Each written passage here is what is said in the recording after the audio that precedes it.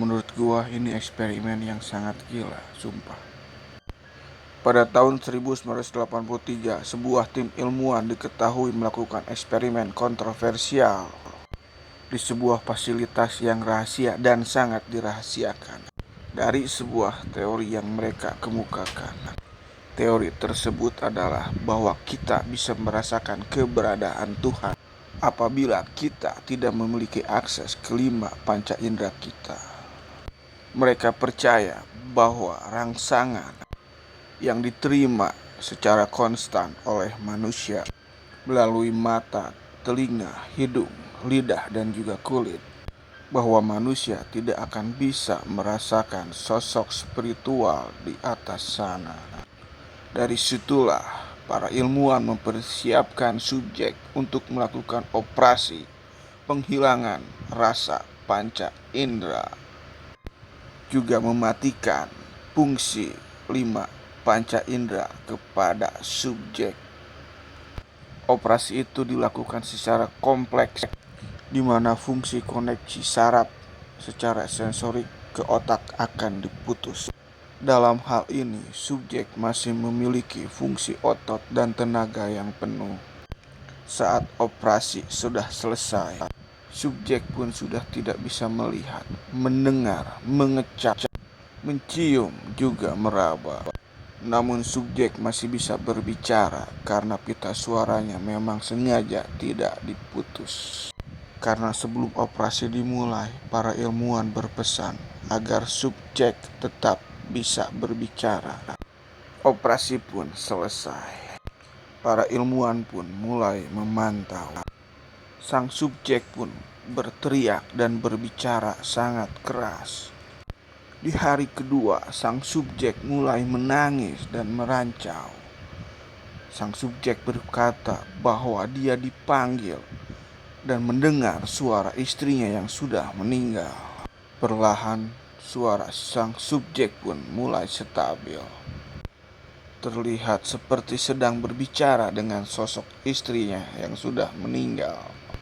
Serentak saja para ilmuwan pun mulai senang dan bergembira. Mereka menilai bahwa koneksi dengan spiritual sudah tersambung. Namun sayangnya, berjalannya waktu, sang subjek pun tidak hanya berbicara dengan sosok istrinya yang sudah meninggal. Sang subjek pun berbicara dengan orang-orang yang sudah meninggal.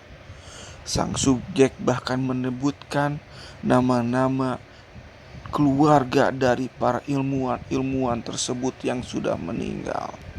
Serentak saja para ilmuwan tersebut terkejut dan terheran-heran. Seakan sang subjek lebih tahu daripada sang ilmuwan. Selang beberapa waktu, sang subjek kembali berteriak-teriak, seakan-akan dirinya tidak sanggup karena banyak orang-orang yang sudah meninggal menghampiri dan mengajak berbicara dengannya. Para ilmuwan pun bekerja sama dengan dokter memberikan obat penenang kepada sang subjek, sehingga sang subjek bisa tenang dengan waktu hanya 3 hari. Sang subjek kembali siuman. Entah kenapa dia kembali berteriak-teriak dan meminta agar dirinya dibunuh oleh para ilmuwan. Namun para ilmuwan pun tidak mendengarkannya.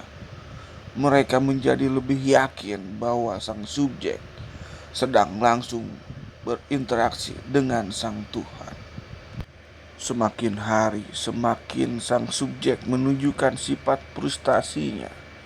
Dia mulai menyakiti badannya sendiri dengan mencubit, mencakar, bahkan memukuli badannya sendiri. Air matanya berlinang, matanya seakan-akan kosong menatap langit-langit. Dan sang subjek pun mengalami dehidrasi. Melihat sang subjek yang terus-terusan brutal, Para ilmuwan dan dokter pun mencoba untuk memberikan obat penenang. Bahkan tidak hanya itu, mereka mengikat sang subjek dengan tali. Dengan tatapan kosongnya, sang subjek memperhatikan satu persatu para ilmuwan juga dokter yang ada di situ. Seakan-akan sang subjek bisa melihat satu persatu yang ada di ruangan itu.